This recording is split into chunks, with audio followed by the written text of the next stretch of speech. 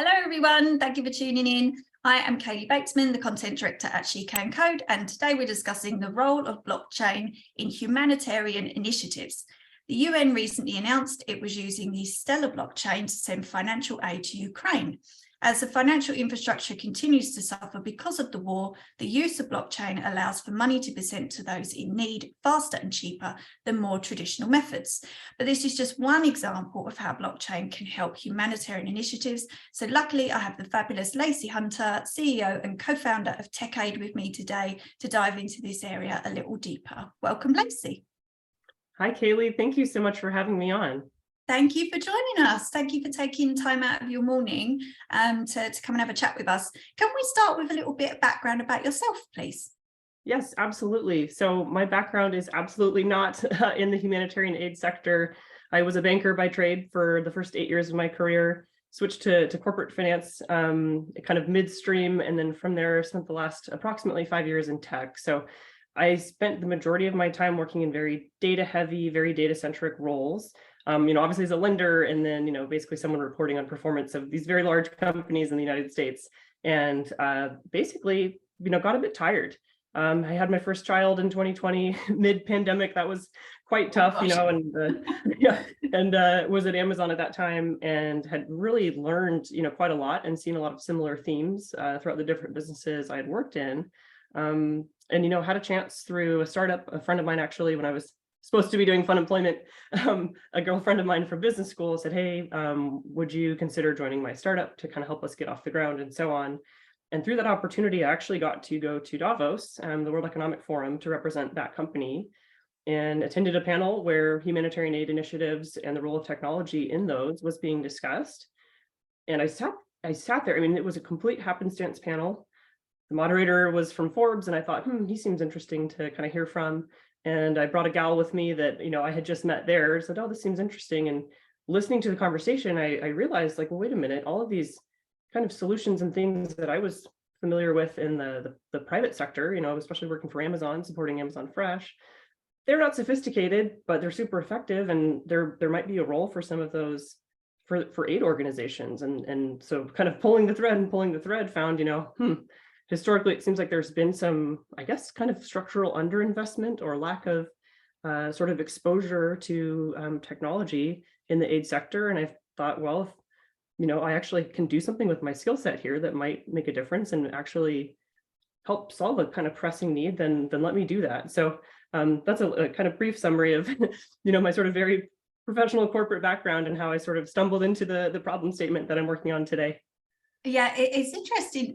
We love to hear different routes in, and coming from banking, and then finding yourself later sitting in on a talk about realizing how tech can really make a difference, because that's something that I think we discuss that a lot on the podcast. Not everybody realizes how much tech can make an impact, especially in tech aid, obviously, but thankfully you sat in on that talk, and the rest is history. And yeah.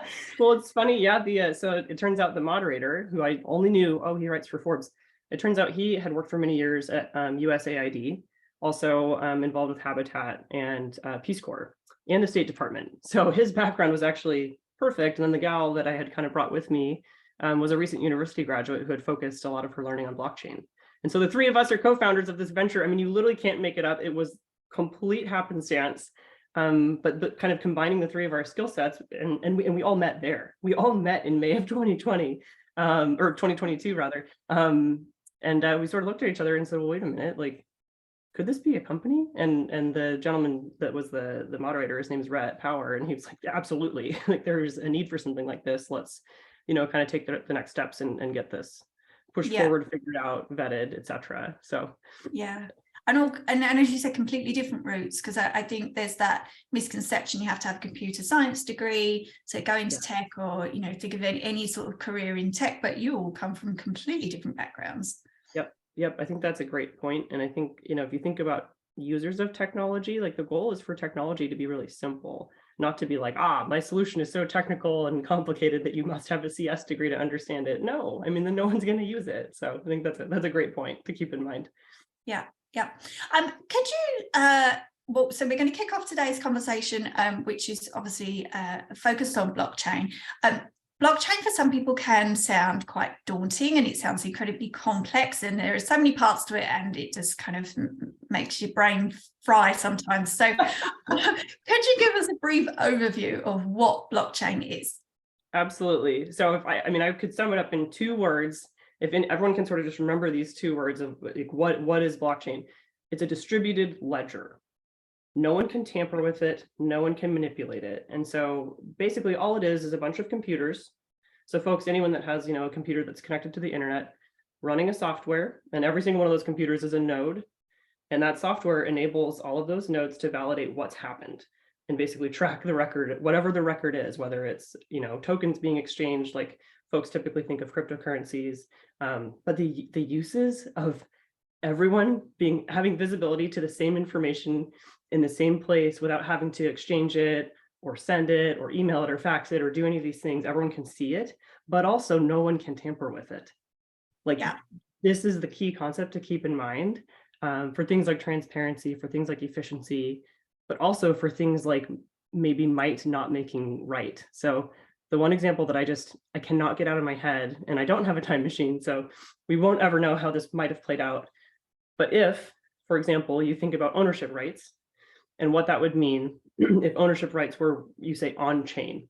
So if they were on this distributed ledger where everyone could see them, and maybe that was true in 1950 in Cuba, what would have happened to all of those businesses and all of those homes and all of those buildings that the government just decided, well, that's not yours anymore, it's mine, and I said so, and all the records are here on this island, and I'm going to change them all.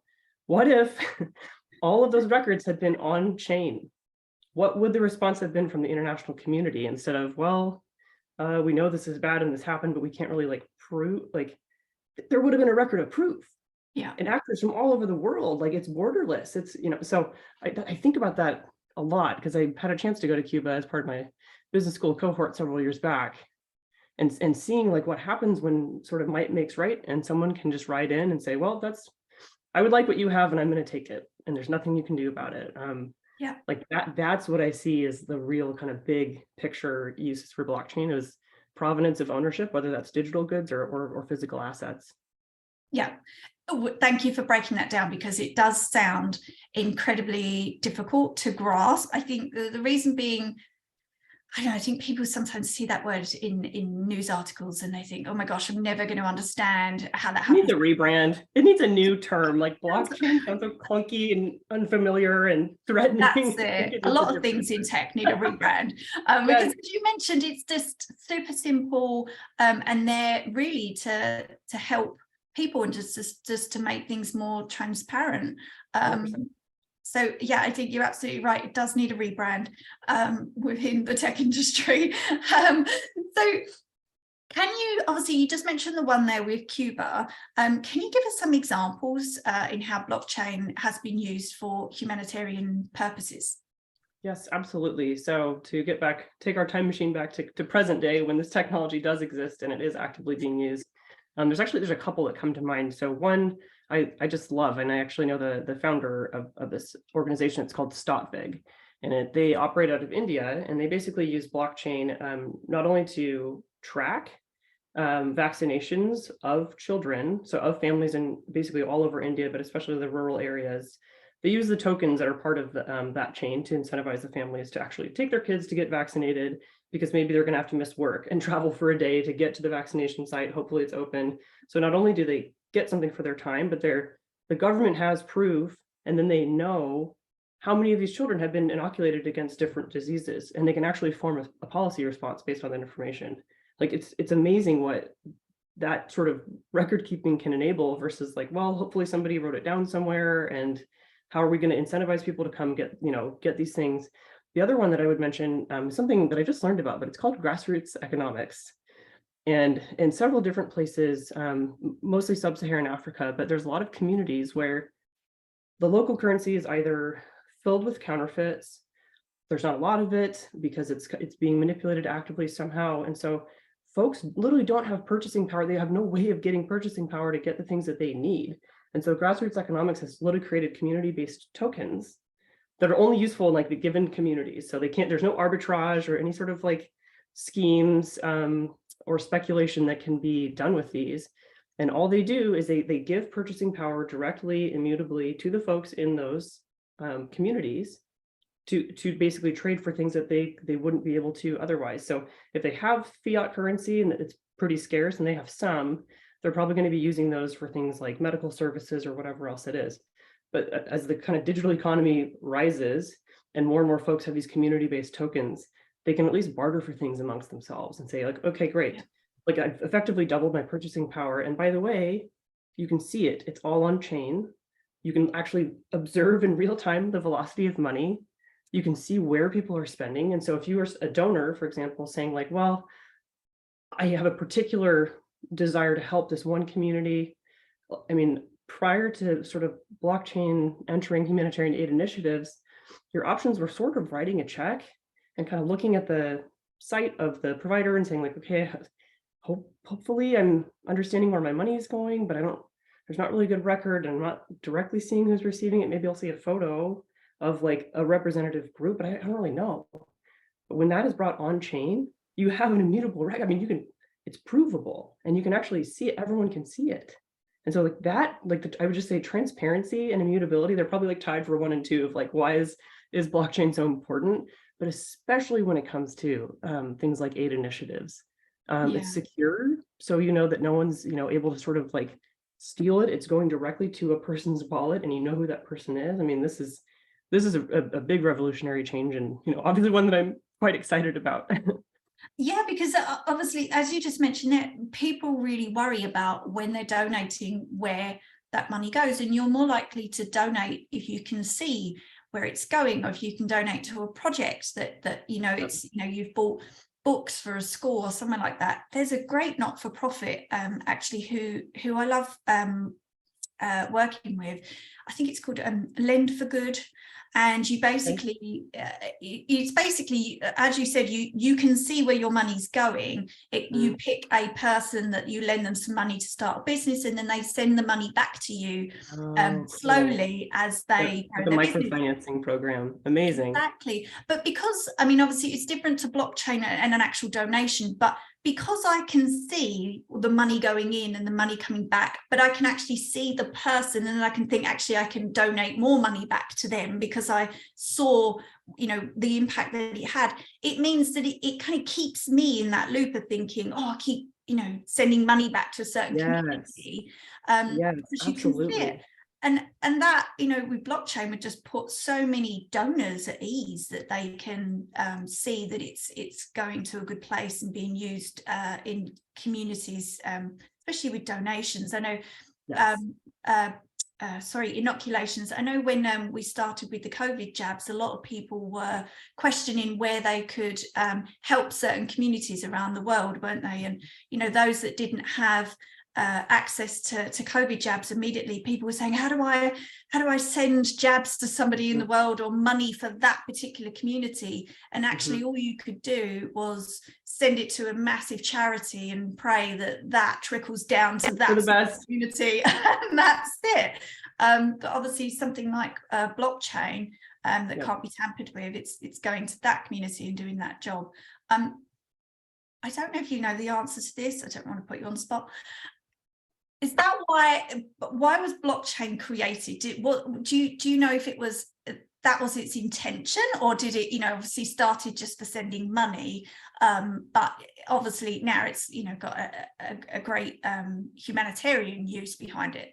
Sure. No, that's a great question. I think that's the question. So like the original white paper was published by this anonymous individual, and no one knows what happened to this person, Satoshi Nakamoto, in 2009. And I think it's, like 12 or 14 pages long. It's not the longest read, but the original intent of the creation of blockchain was basically to decentralize finance and enable, say, you and I to exchange monetary value without the presence of an intermediary, meaning a bank, a credit card processor, or whatnot. So if I wanted to purchase directly from Kaylee and prove immutably sort of around all the nodes that were using the same, it was Bitcoin software, that I couldn't double spend my tokens, that is what blockchain enabled. And it still does, but I think the crux of what folks are finally starting to grasp and see examples of is like, oh, wait a minute, and the term is DeFi, or decentralized finance. So you'll hear that. There are so many other amazing use cases beyond just DeFi that blockchain enables, really from a record keeping perspective, because that sort of was the holy grail of like, how can you prevent the double spending problem? Like if I say I have 100 digital coins and I spend them 50 with you and 50 with someone else, how does the sort of community know that I have zero? How can I then not take those same coins and then go spend them with a third party and a fourth party? And so that's what this technology solves. And there's a whole kind of, I actually read a textbook on it that was really helpful and kind of outlined A to B to C. And if you wanted, to actually learn how to write in smart contracts and code and different things like that, that I think probably is not necessary for your average lay person.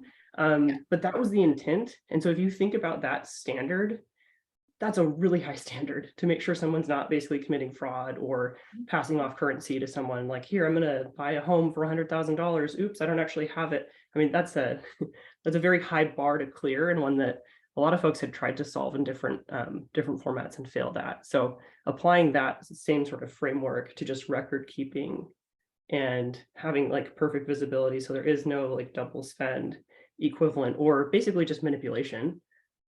Like that's kind of that's where we end up with today. Now you're seeing different blockchains emerge sort of for different purposes, and you're seeing just a lot of improvements in the industry overall. A lot more participants, and a lot of it's encouraging. You're seeing a lot of the sort of speculative use cases kind of go away with the bear market, and you're seeing a lot of real world use cases finally get the attention they deserve. I mean, the applications of blockchain for medical records, for example, of like, if you owned your own medical data and all of your records, like what does that mean for clinical trials? What you should be able to monetize that. Blockchain makes that possible. Like all of these different things that become possible by virtue of this technology they're just awesome. And they go so far beyond, decentralized finance. But having that be the original use case also super helpful for knowing like, okay, I can donate funds directly to someone and know they went to that person, and I can, see how they're being used. Like that is a slam dunk for sort of direct cash assistance for aid, and especially with the Ukraine conflict. I think initially it was maybe the first 2 or 3 weeks, a lot of folks were like, I don't know what to do, and you saw a ton of Airbnb bookings spike in and around Kyiv, because that was like the only way people could figure out how to like get money. They're like, I'm not coming, but like I'm going to book you out for the year. Like that's kind of a manual way to try to get money in, but if you can do it directly, again, not through an intermediary. So that in that example, that's centralized. Airbnb is the intermediary. If you don't need Airbnb to just say, I'm going to send money, to whomever, and I can see it. Like that is the use case, at least from a currency perspective. So there's tons of other, supply chain perspectives and applications we could talk about, but just to kind of keep it high level, it's really powerful, and we haven't seen anything like it previously. Yeah, I remember that. It was going around social media, wasn't it? Just book up as many hotel rooms as you can find in Ukraine, so they can still have an income. Have some currency, yeah, exactly. Have some access to cash, yeah. Yeah, whereas something like this, obviously, more people know about it and they're using blockchain is even easier to use. We've spoken a little bit about the benefits there, obviously transparency, avoiding fraud. Are there any other benefits that you can think of? There are so many. I just touched on for a second, but from a supply chain perspective, something called provenance of goods, literally just meaning ownership. So the example I raised earlier was like, you owned a building or a business, can you prove that on chain? The same thing applies to goods. And so this is super critical when you have companies or industries like the coffee industry or, the wine industry, where it's super important where the raw inputs come from. They're actually grown somewhere, and you want to know for sure, like, does this farm use child labor? If they do, we do not want to buy from them. Like if you think about all of the steps goods have to travel to get to sort of the end product and the end user from just, a retail perspective, that's one. And then from sort of the TechAid perspective, another one is just, hey, if you have an NGO that's receiving tons and tons of goods and they're packaging them up in these boxes, how do we know where the boxes are going? Well, there's something you can embed in cardboard now, blockchain enabled NFC or near field communication technology, where someone can literally scan it with their phone and prove that they received the box that we think they did, or didn't.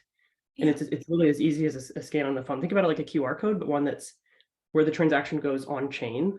And that, I mean, that alone enables so much, I guess, offsetting or sort of proactive prevention of things like fraud and theft, Yeah. which Theft. are Yeah. also huge issues facing the industry of just like there's no records. You're like, well, hopefully these boxes made it where they're supposed to go. We have no data source to look at, so we can't say like, oh man, 50% worked here, only 20% worked here. Let's kind of dig in. Like it's just unknown, or just sort of accepted as like, well, that's how the industry is. There's a lot of theft and a lot of waste and fraud, but Yeah. basically the provenance of goods and enabling to track sort of through the value system, literally through the supply chain, where things are originating and where they're going. It's just transformational, and not having to send an email, do a phone call, manually like transmit that information to every single step, just having it on chain it solves a problem that is redundant to all of these parties, in a very streamlined way, which is also it's just transformational in terms of reducing manual effort and just redundant activities. It might be error prone as well. Yeah. It's just having that I suppose having that trust, but not even needing that trust. You can see it Yep, there. You can see it as it 100%. happens, and it's not just with money, but with goods as well.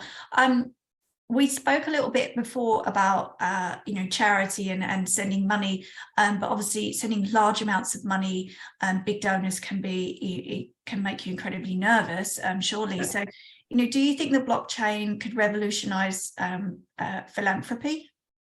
I absolutely do. I think we're just starting to scratch the surface of how that's going to look, because again, the last 10-ish years, 12 years have this crazy bull run that we've seen, sort of globally, of wow, the stock market kind of just across the board has done really well.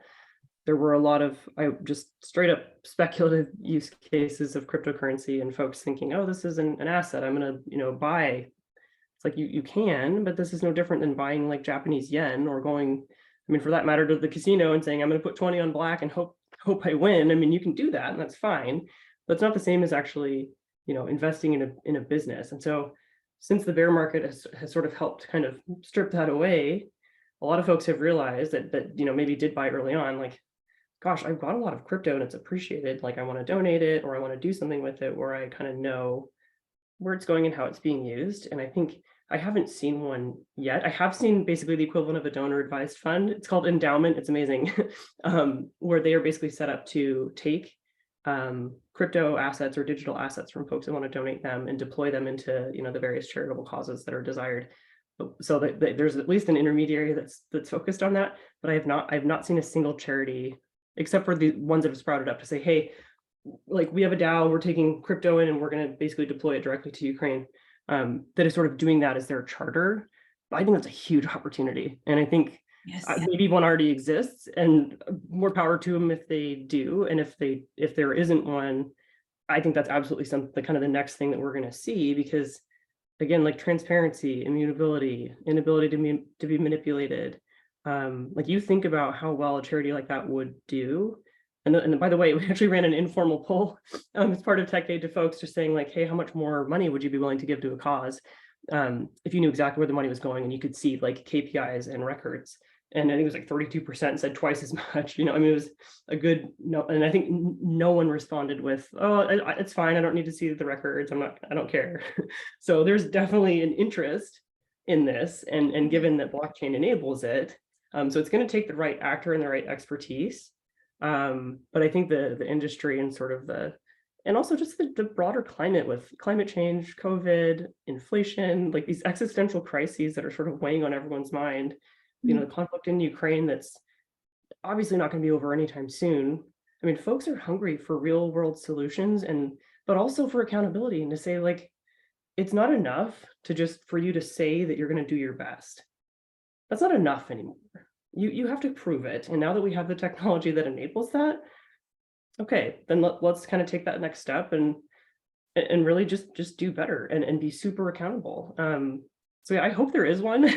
I would absolutely give to them, but if there isn't, I think that's going to be, kind of the next thing that we see emerge as part of, real world use cases that are underpinned underpinned with blockchain. I think it's super exciting. Yeah, because as you said, there'll be no excuse at that point, really, that Correct. you're not proving where the money is going, and it is being used in the places where donors, think they're sending their money for good. So you really need to be held accountable for it, and there's a way to do that now. Obviously, Yes, exactly. we spoke a lot about the benefits of using blockchain, but do you think there are any risks in using blockchain for humanitarian initiatives? I think there's always risks for sure. There's also drawbacks. I mean, it's still expensive. The UX kind of sucks. Like, there's definitely things to be improved on. But in terms of risks, I mean, because the industry is so nascent, I guess a term that is used frequently to refer to a blockchain, but the protocol. So you could use Ethereum, you could use Bitcoin, there's all these different blockchains that you could use to underpin whatever solution it is that you are wanting to deploy. Protocols are still built by people.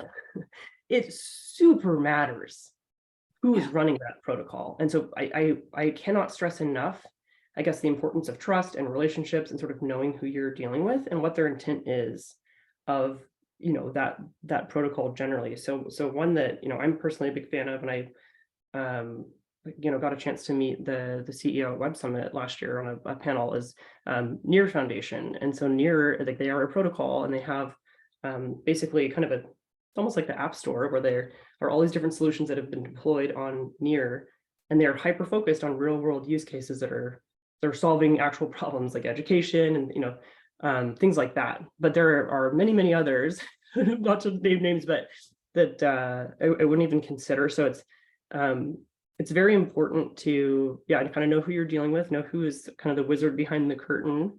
And I'd say this is true of all technology. It's just a tool. It was still built by humans, and you want to look at that team. Is the team diverse? What are their goals? How are they basically measured? What are their success metrics? What outcomes are they working towards? And if those align with whatever your project is, awesome. If they don't, then it's a non-starter, and you're not gonna, I think it's a fool's errand to think that you might be able to sort of change the the goals or desired outcomes if perhaps there was a protocol where the entire goal was all decentralized finance and all to do basically would have sort of been proved to be quote unquote pump and dump schemes where all they're trying to do is launch tokens, increase the price by virtue of getting influencers and celebrities in. I think everyone saw the Tom Brady and Matt Damon commercial last year during the Super Bowl. Like, really? Okay, just to get people to buy so then they could sell. I mean, this is like the classic Ponzi scheme, rug pull, multi-level marketing. I mean, those sorts of actors, like, stay away. Not actors like Tom Brady, whatever, but those sorts of folks in the space that are purporting to offer a real world solution or service. Like, you have to be very careful who you work with. Big red flag. Yes. You win. Do you think charities can use blockchain to fundraise? Do you think that's a good idea? I think they can, but again, it's still pretty early, and I haven't seen. There might be some good protocols out there that would be super useful for this. I don't know off the top of my head which the best ones would be, but I'm sure there is probably like a top 3 list. And the way that can be done super effectively is through something called a DAO, or a decentralized automated organization, where you basically can set up voting, you can set up governance. It's all token gated. So instead of using tokens to sort of exchange value, I could have a token saying like, I'm the director, or I'm, basically have the highest role in voting on this charity, and someone else is the secretary, and like, here's how the voting rights work. And that can be deployed as sort of a means to take funds in and also have some governance over how those funds are used and distributed. That also is on chain. So it's completely transparent. Everyone can see it, like, I see that this vote took place. And I can see that, like, of the 6 people that voted, this is how they voted, this was the outcome, and this is how the money's being used. So I think the answer is yes, absolutely. But I would suggest at least considering something like a DAO, or decentralized autonomous organization to govern that, instead of just like, cool, we're going to raise money on chain and do everything the way we always have done over here that's centralized, where there's not really visibility except for maybe if we're audited and produce kind of quarterly financials or whatever it is. So I think there's a play there. Again, yeah, for someone to really come step into the space, and maybe it's one of the incumbents, to say, hey, look, we're going to parallel path. We've done everything Web 2 parlance, meaning centralized, but we're going to explore a Web 3 route. So maybe it's the International Red Cross, or maybe it's the World Food Program or UNICEF, and they do both, and then maybe see like, oh my gosh, how much time are we saving, and how much more transparency are we enabling by doing this? The caveat I would say is organizations like that are so big, it can be really hard to say like, hey, we're all going to learn this.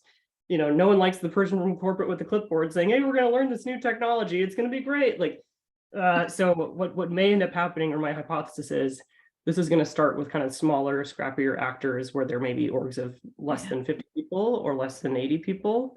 And it's exactly the point you brought up earlier. The proof is going to be in the pudding of like, well, wait a minute, how is it possible that these 6 organizations are providing this level of transparency, and I'm not seeing them from these other ones? Others aren't. Yes. That's where all the donations are going to go. They're not going to go to the ones that are saying just like, oh, hey, I'm going to wave my hands and say I'm doing my best. So there's going to be the market will dictate, I think, kind of the success or not of blockchain for charitable and humanitarian aid organizations. But I've got to believe that the accountability, the transparency, the immutability, and that's going to just drive a ton of interest, which will drive more donations. I think efficiency will improve, operating leverage on headcount will improve, morale will improve. Because the other thing that this industry really struggles with is burnout, really high turnover, because they're in firefighting mode constantly. There's not tooling or automation. And actually, one of my co-founders found a really great study. I think it was like 277 humanitarian aid and charitable organization actors had been interviewed, and 91% said they want automated tooling and standardization. Like, where is that? I mean, sure, you have that if you're like an Amazon seller, but so bringing those things together, actually, using technology, it all exists, like using technology in a way that really enables and empowers these folks that are trying to do good work, trying to do the right thing, and they're working super, super hard, and getting burned out. I mean, the kinds of outcomes that could be enabled are just they're a full head and shoulders better than I think kind of what we're seeing today. And yeah, it's exciting to think about how things will likely change and improve, as adoption increases, because I think really all it's going to take is 1 or 2 use cases and proof points for there to be a broader recognition of, oh, wait, this is what blockchain can do. I thought blockchain was just for cryptocurrency and speculation. Like, no. It's revolutionary. So it's going to be cool to see what comes next, I think. Yeah, and you saying even, as you said, a couple of use cases and just a charity proving, where the money is going. And as you said, for big charities, that's just going to be so valuable for donations, because even on the Red Cross, if you look on their site when you want to donate, it has all of these different campaigns. And you kind of give in hope that it's going to that particular campaign, whether it's, the earthquake crisis at the moment, or, something else that's happening in Ukraine or something else in the world. But they do put a little footnote, that actually your funds might end up going somewhere else. Which is true. And it's not, I don't think it's by any bad intent from those folks. It's literally to enable them to say like, okay, if we literally can't come up with a good use, then it sort of empowers them to say, well, this is structurally underfunded or whatever it is. So that is true. So you don't, and then also you can't see it. So yes, like, well, exactly. I gave my hard-earned £100 or $100, and I hope it works. I hope I did something. I feel very motivated to continue. I'm not engaged because I don't feel like I personally am making a difference. Yes. But if you know and you can see that you personally are making a difference, man, that's valuable. That's what everyone wants. That's what everyone wants at work. That's what everyone wants to do with their resources, to feel like, oh my gosh, I matter. Even though it's small, my contribution matters. And it's a really big number, a lot of very small contributions times 1 million, times 10 million, times 1 billion, and then suddenly you really enable and sort of unleash, and not only donations. I think our other hypothesis is volunteer hours.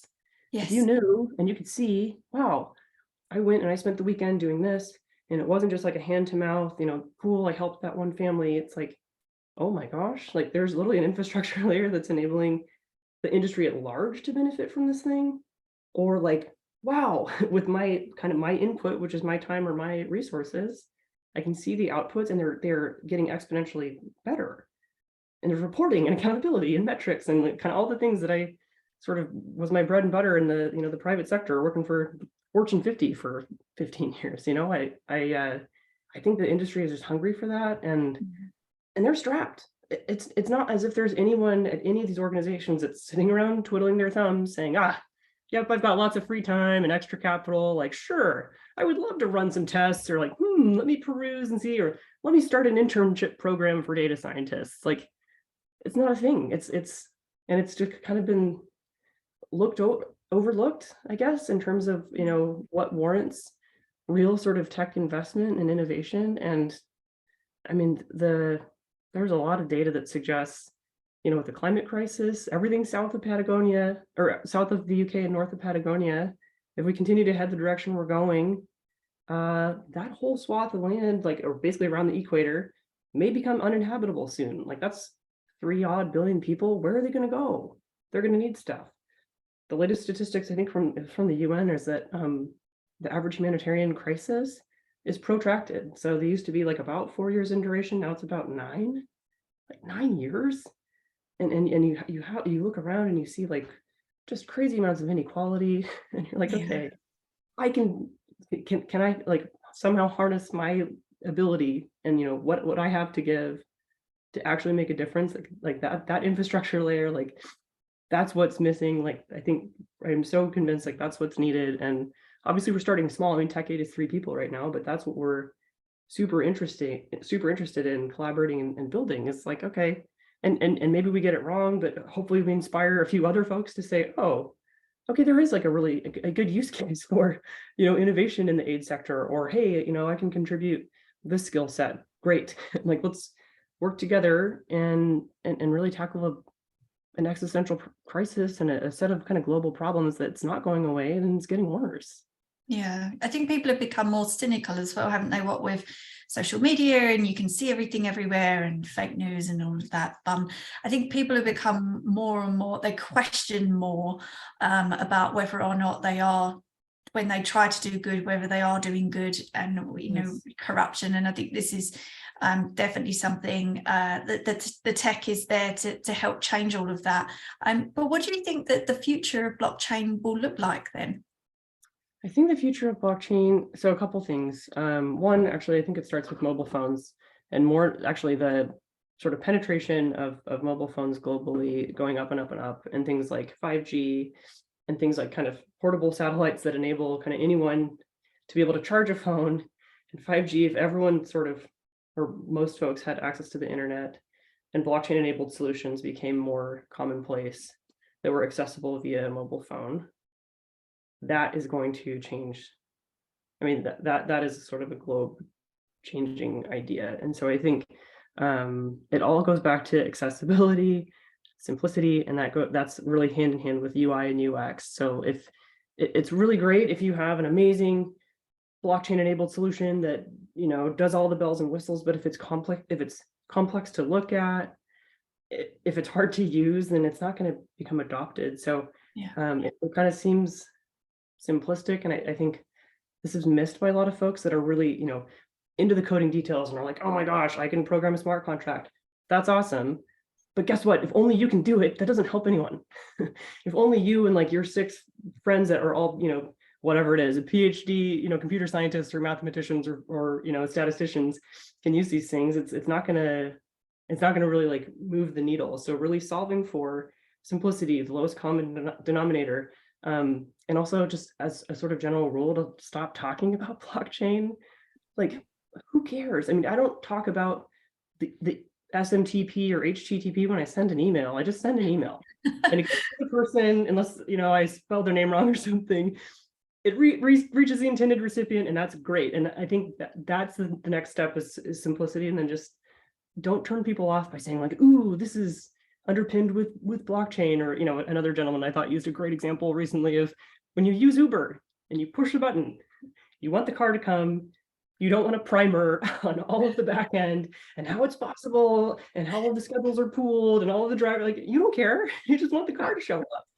So I think that's really what's next. Simplicity, better UX and UI, sort of more prevalent adoption on mobile phones and sort of more accessibility for more folks. And that's all predicated on making anything that's blockchain enabled, which by the way, doesn't need to be everything.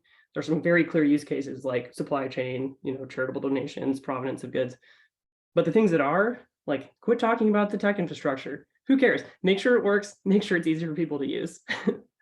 Yes, because as we said at the start, blockchain does have a PR issue at the moment, and it needs a bit of a brand revamp. So if you keep talking about it, then it's going to turn people off just doing, everyday things. We're nearly out of time. I've got one last question for you, though. What's next for TechAid? Oh, great question. So actually, funnily enough, tomorrow we are starting in the new chip accelerator. So we were accepted into a 6-month accelerator program here in the US. And really what we're going to be focusing on is a couple things, sort of continuing to run beta tests with partners and prove out time savings, like prove out, is the solution as good as we think it is in terms of visibility, transparency, and also just making the job of anyone that's in aid deployment, making their lives easier. Because if we aren't able to drive improvement for those folks, then guess what? We're not going to be able to drive improvement for beneficiaries. And guess what? That means we're doing something totally wrong. So, continue to run those tests, but then also as we gather those data points and say, how many actors out there are doing this? And we can prove with some A/B tests how much time and how many resources these are saving. And by the way, show you the kind of outputs and the reporting that's possible with this. Use that to actually raise money. And what we want to do, and we're incorporated not as a nonprofit, this is not a 501c3. We want to be held to the same, basically, standards of any profit-making venture, but we're also something called a public benefit corporation, which means we hold ourselves to a higher standard to do social good. And we're going to obviously report out on that.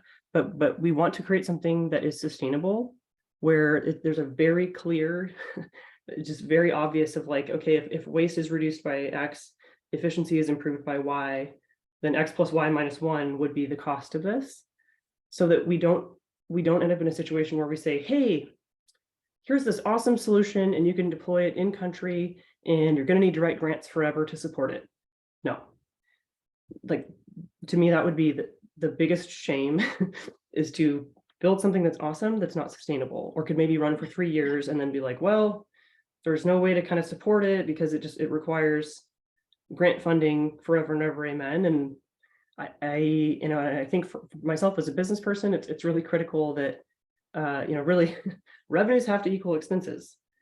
Revenues have to, at a minimum equal and then eventually exceed, so that you have something to reinvest in the business or to give away or to do whatever with. But like, that's what we are figuring out in terms of like the specific business model and like what pricing would look like.